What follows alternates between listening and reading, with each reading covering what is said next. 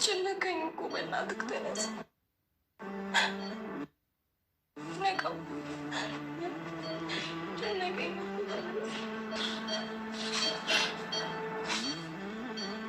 ይሻለኝ መሆኑን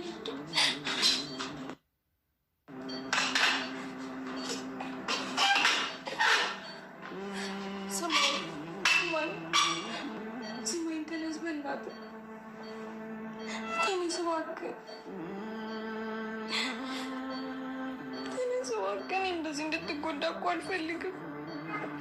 ተነስ እባክህ። ተነስ። ቆየ እኮ በጣም ቆየ። ተነስ እባክህ።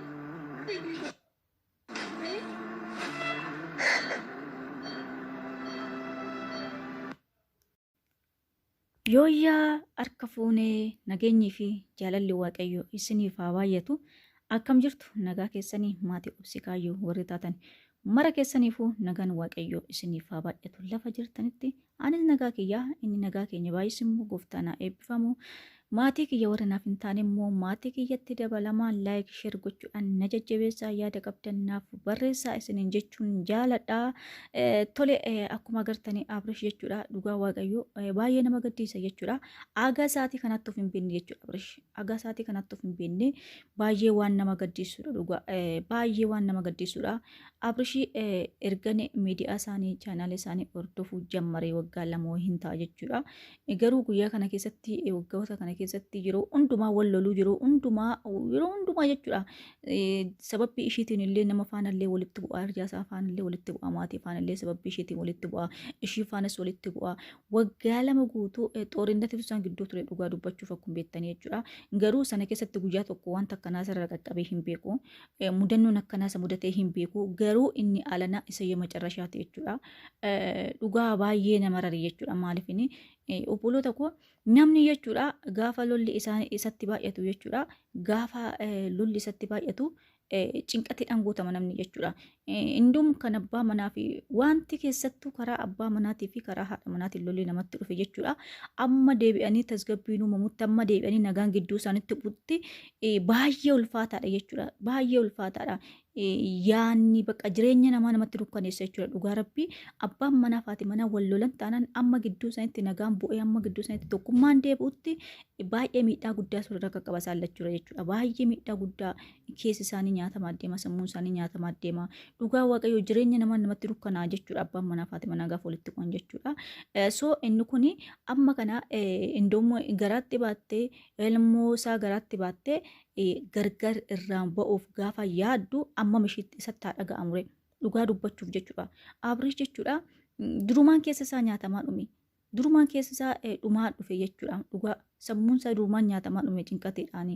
Uumaa wanta bira wanta akkasa godhe tokko illee hin jiru cinqateedha bakka. Amma kana hundumaa waggaa amma kana amma narguu inuma wal loluu cinqatiin amma kana bakka sammuun namaa nagaa ta'a keessi namaa nagaa ta'a dhugaa cinqatiin gaafa namatti baay'atu aariin gaafa namatti baay'atu lolli gaafa namatti baay'atu keessa namaatu nyaatamaa deema sammuu namaatu nyaatamaa deema. Inna mucaa kana lafa jala dhumaa deemin. Malee waanuma har'a ka'ee akkas ta'e miti lafa jala dhumaa deemeti bakka amma dhumarratti ofuma isaatiif lubbuu isaatiif wallaalee kinu amma jireenya isaatiif wallaalee dhugaa waaqayyoo baay'ee nama gaddisiisa jechuudha. Namni gaafa keessa isaa nyaatamaa deemu dhumarratti deemee akkas ta'a jechuudha dhugaa bakka keessa isaa dadhabaa deema sammuun isaallee dadhabaa deema nyaatamaa deema haariidhaan dhumataa deema keessa isaallee akkasuma mogoleen namaallee nama bu'aa deema dhugaa waaqayyoo lapheen namaallee nama cabaa deema. Even humnumallee hin dhaba namni aariin itti baay'ate cinqatii itti baay'ate dhumarratti dhugaa waaqayyoo humnumallee hin dhaba jechuudha. Humnumatti hin dubbatu humnumatti tarkaanfatee deemullee hin dhaba jechuudha. Maaliif inni cinqatirraan kan ka'e jechuudha. Cinqatiin jechuun baay'ee ulfaataadha. Kuni ji'a tokko guutuu osoo gargar hin kutiin akkasitti yeroo hundumaa lolaan jechuudha. Isa duraanii caalatti jechuudha. Alana Abrish kan inni ta'e dhugaa waaqayyoo amma firashiitiin lolamutti illee amma firashii biratti iddoo ishiin itti galte sanatti illee baanii reebuu deessitti qaqqabanitti illee qaqqabee jira Abrish jechuudha. Baay'ee miidhaa guddaatu sarara qaqqabee dhugaa dubbachuu fi sana hundumaa keessatti immoo sababa kan ta'e ruuttaadha jechuudha. Sadarkaa kanarra akka Abrish kan qabu kan taasise gabaabumatti ruuttaadha. Obboloota ogoo namni tokko jechuudha isinii ta'a taanaani wajjin jiraachuu isin hin ta'u taanaan nagaadhaan otoo nama sanas hin miidhin otoo ofis hin miidhin jechuudha. Walirraa wal gaggeessuudha malee yookiin nanas faraarraa yookiin na sodaachisaa yookiin waan na jaalatuu fi waan na jaalattuu fi sodaachisuun qaba, bochisuun qaba, rakkisuun qaba, gaddisiisuun qaba jechuun barbaachisaa miti jechuudha. Barbaachisaa miti dhugaa waaqayyoo wal gaddisiisuun wal rifaasisuun ammeenyatti waloofuun gaarummaa hin qabu. Bakka namaa taataanaan wajjin jiraachuu tasgabbii nagaa buusanii iddoo jallatetti wal gorsanii waliin jiraachuu hin taane taanaan immoo lubbuu waliitiin taphachuu irra nagaadhaan otoo nama sanas hin miidhanii ofis miidhin jireenya namaas balleessan jireenya ofis otoo hin balleessini nagaadhaan wal gaggeessuudha malee inni akkanaa kun inni daangaa darbe jechuudha. Kun dhugaa waaqayyoo namni inni kaan fakkeenya maalii isaan irraa barata kana fakkeenya maalii yeroo hundumaa kanuma bakka fakkeenya maalii isaan irraa barata.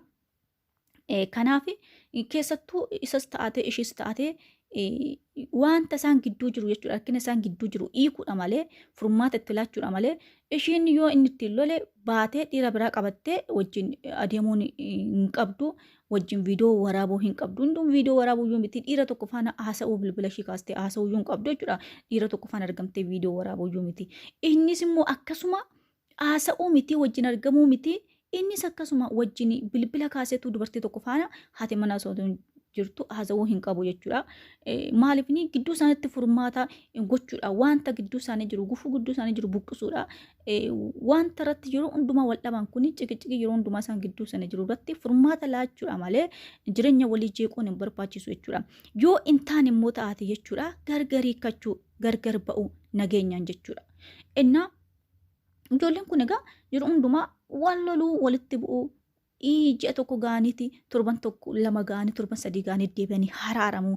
Amma kana yeroo hundumaa immoo gaafa wal lolanii innis dubartii biraa qabatee fidee viidiyoo waraabaa ishinis akkasuma dhiira biraa qabattee fidee viidiyoo waraabdi. Kun immoo namaafillee fakkeenya gaarii hin ta'uun dhaloonni biraallee maal isaan irraa baratu. Wanti kun wanta akkasii sirrii miti. Abbaan manaa fi haati manaa duruma walitti bu'iinsi jira. Duruma wal loluun jira. Yoo wal lolanis achuma irratti tasgabbeessanii yookiin jaarsa gidduu galee araarsa yookiin isaan waliin haraaramu wararfatu jechuudha.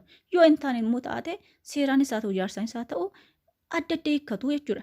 Inni kun garuu kan isaanii daangaa darbe waan jibbisiisaa jechuudha. Abrish kan sadarkaa kanarra kan isa qaqqabsiise isa kanaadha jechuudha. Dhiira qabattee fiduu ishiiti jechuudha. Akka waan amma fakkeenyaa fi ilmoo isaa garaatti baattee gaafa dhiira biraa faana argamtu gaafa nama akka dhiira biraa jaallate fakkeessitee gurbicha san akka waan itti heerumuu kaate fakkeessitee ammachaa miidiyaa irratti dhungachaa gaafa bakka akka waan kan isaa taateetti of fakkeessitee gaafa miidiyaa irratti viidiyoo gallakkistu gurbaan kun ilmoo isaa garaadha qabdi dubartiin kun amma mittaa dhaga'amure ammoo mattaa dhaga'amu. Abrish immoo duraanii yeroo daaniif afaan ishiin daaniif afaan utaalaa turte miidiyaa irratti jechuudha wal lolanii yeroo daaniif afaan akka waan daaniif afaan wal fuudhanii godhachaa turte mana isaatii baatee jechuudha. Yeroo sanayyuu akka amma minni akka abbadee amma minni akka aaraa ture hin beektu argitaniittu jechuudha. Yeroo ishiin garaatti inni sana garaadhaan qabdu jechuudha. Hamma garuu ilmoo isaa baattee gaafa dhiira biraa faana akka waan heerumuu kaateetti of fakkeessitee argu amma mittaa dhaga'amure dhugaa waaqayyoo hindee. Baay'ee namatti dhaga'ama. Dhiirri immoo jechuudha dubartii irratti hobsan qabu. Dhiirri jechuun dhugaa dubartoota durallee amma tokko dubartoota wayya malee warri dhiirotaa jechuudha baay'ee haaru baay'ee qanna'u baay'ee biddi jedhu jechuudha. Dubartiin isaanii irra tokko faana argamuu miti haasofnaan jechuudha baay'ee qanna'u baay'ee haaru jechuudha. Obsan qaban isaan jechuudha dhugaa dubbachuuf obsan qaban jechuudha. Sanii fi dogoggorri guddaan ishii biras hin jira jechuudha. Amma aga ji'a kanaa kana kadhachaa ture jechuudha. Kadhachaa ture amma shiidhaaf jecha dhaqee maatii isaa faana warreebutti maatii isaa faana wal lolutti qaqqabeera. Maatii ishii faana jechuudha wal lolutti qaqqabeera. Akkasumallee maatiin isaas illee itti lolaniiru jechuudha. Maatiin isaas isanii calqaba dogoggoree akkamitti dogoggortanii itti lolaniiru maatiin isaas. Okee ishii dhiifama gaafateera balleessira dogoggoree kan kiyya jedheeti yeroo hundumaa dhaqeetti viidiyoo waraabaa ture jechuudha. Ishiin kana dhageenya zarraaf jechaa turte dhiiratti geddartee fiddee kinuu sadarkaa kanarraan qaqqabsiifte dhugaa dubbachuu fi nuyi sammuun dubartii xiqqoodha jechuudha. Sammuun keenya xiqqoodha fageessinee yaaduu hin dandeenyu dhugaa fageessinee yaaduu hin dandeenyu jechuudha. Akkamitti waan barbaadiyyuu haa ta'u dhiiratullee jechuudha.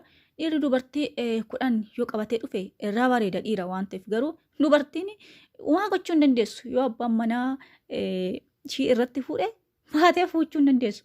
abbaan manaa kudhan yoo barbaade isaa taanaan dhibbaa fuchuu hin danda'amu ta'e garuu dubartiin abbaa manaa ishii sanaan alatti dhiira biraatti baatee mana lama heerumuu hin dandeessu jechuudha. Yoo isarraa gargar baatee heerumteen alatti isa bira teessee mana lamatti jiraachuu hin dandeessu.